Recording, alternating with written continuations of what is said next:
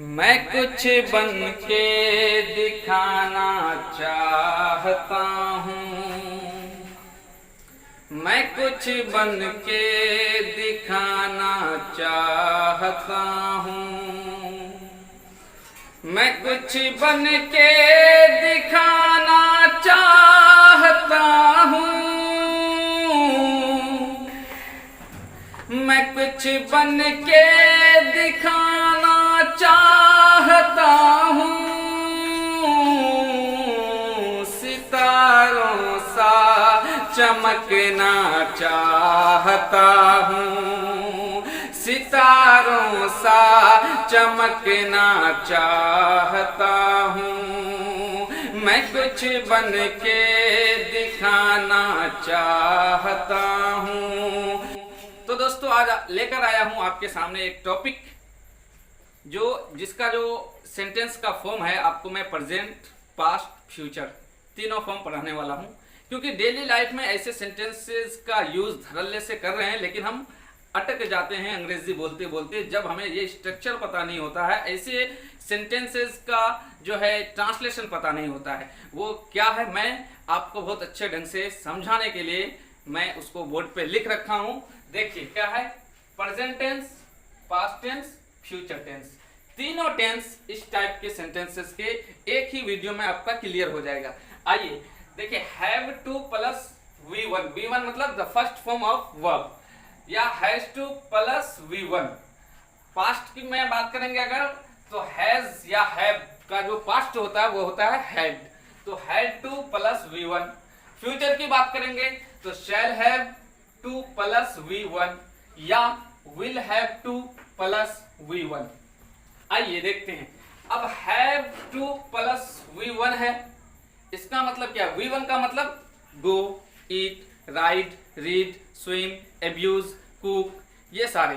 तो जब भी आप हैव टू गो या has to go, have to go या हैज टू गो जब भी होगा, इसका मतलब होगा जैसे हैव टू गो तो जाना पड़ता है, हैव टू ईट खाना पड़ता है, हैव टू राइट लिखना पड़ता है, हैव टू रीड पढ़ना पड़ता है, हैव टू कम आना पड़ता है, या इसको आप इस तरह से भी बोल सकते हैं, हैव टू ईट मतलब खाना है या खाना होता है या खाना पड़ता है, तीनों होता है। फिर मैं और एक रिपीट कर रहा हूँ, हैव टू रीड पढ़ना पढ़ता है या पढ़ना होता है या पढ़ना है, तीनों का जो सेंस है वो सेम है।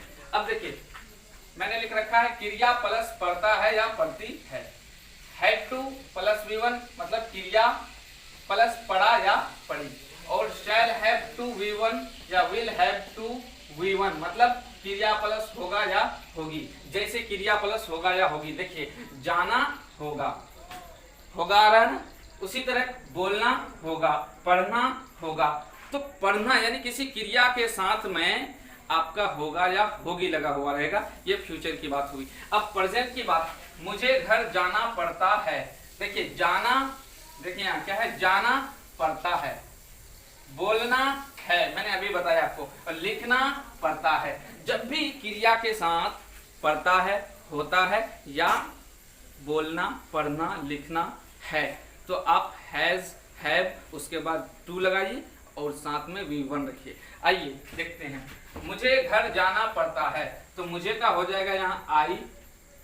अब जाना पड़ता है, जाना पड़ता है, जाना पड़ता है तो हैव टू गो, और घर है तो होम।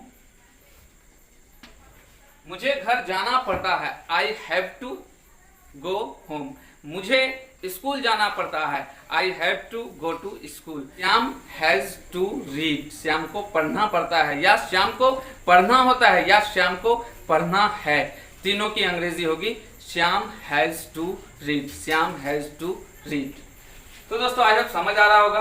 अब हम लोगों को बोलना है, इसका मतलब है हम लोगों को बोलना है, हम लोगों को बोलना पड़ता है, हम लोगों को बोलना होता है, तीनों हम लोगों को बोलना है, हम लोगों को बोलना पड़ता है, हम लोगों को बोलना होता है। तीनों मीनिंग होता है, सेंस वही है, मीनिंग वही है, इसलिए स्ट्रक्चर सेम रहेगा। यानी कि मुझे बोलना है इसका अलग होगा, मुझे बोलना होता है इसका अलग होगा, मुझे बोलना पड़ता है इसका अलग होगा। तीनों का सेंस, तीनों का मीनिंग सेम है, इसलिए इसका जो स्ट्रक्चर फॉर्म ऑफ सेंटेंस होगा वो सेम होगा।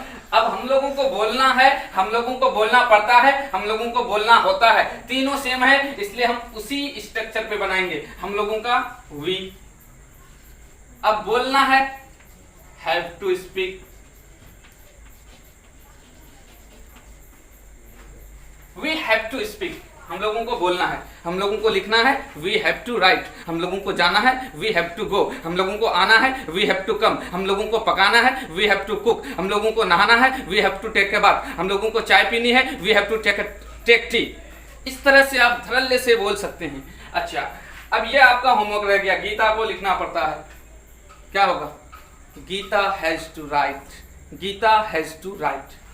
अब आइए पास्ट में, देखिए यहाँ पढ़ता है, अब यहाँ क्या पढ़ा या पढ़ता था, यही होगा। मुझे जाना पड़ा या मुझे जाना पड़ता था, सेंस सेम है।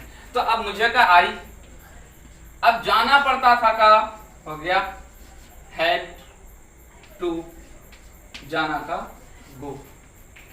देखिए V1 लिखे हैड टू प्लस V1। हम लोगों को बोलना था, वी बोलना था का had to speak, had to speak, हम लोगों को बोलना था। गीता को लिखना पड़ा, बताइए क्या होगा? Gita had to write, Gita had to write. Gita को आना पड़ा, Gita had to come. Gita को खाना पड़ा, Gita had to eat. Gita को सोना पड़ा, Gita had to sleep. Gita को रोना पड़ा, गीता हैड टू वीप। आप एक नाम पकड़िए, एक सेंटेंस सब्जेक्ट पकड़िए और उसमें 100, 150, 50 वर्ब लगाते जाइए और स्ट्रक्चर बनाते जाइए, आपको अंग्रेजी बोलने में कोई दिक्कत नहीं आएगी। अब आइए फ्यूचर में, मुझे का आई, अब जाना होगा का तो शैल हैव टू प्लस V1, तो शैल हैव टू, अब जाना है गो। हम लोगों को बोलना होगा we shall have to speak. Ram को पढ़ना होगा, क्या होगा? Ram will have to read, Ram will have to read. तो दोस्तों एक बार रिपीट कर लेते हैं हम लोग, मुझे आना है या मुझे आना होता है या मुझे आना पड़ता है, तीनों सेम चीज है, तीनों का मीनिंग सेम है, इसलिए आप स्ट्रक्चर अलग अलग ना बना दे, इसका ट्रांसलेट अलग अलग ना कर दे, तीनों का ट्रांसलेशन जो होगा वो सेम होगा। मुझे खाना है, मुझे खाना पड़ता है, मुझे खाना होता है, तीनों सेम है, इसलिए I have to eat, I have to eat, I have to eat. मुझे धोना है, मुझे धोना पड़ता है, मुझे धोना होता है, I have to wash, I have to wash, I have to wash. मुझे खाना है, आई हैव टू ईट। मुझे लिखना है, आई हैव टू राइट। मुझे बोलना है, आई हैव टू स्पीक। उसे जाना है, ही हैज़ टू गो। उसे लिखना है, ही हैज़ टू राइट। उसे गाना है, ही हैज़ टू सिंग। उसे रोना है, ही हैज़ टू वीप। उसे सोना है, ही हैज़ टू स्लीप। मुझे जाना पड़ा, आई हैड टू गो। मुझे लिखना पड़ा, आई हैड टू राइट। मुझे सोना पड़ा, आई हैड टू स्लीप। मुझे अंग्रेजी बोलनी पड़ी, I had to speak English. तो दोस्तों इस टाइप से आप बोल सकते हैं। जय हिंद, जय भारत। वीडियो अच्छा लगे लाइक कीजिए, शेयर कीजिए, कमेंट कीजिए।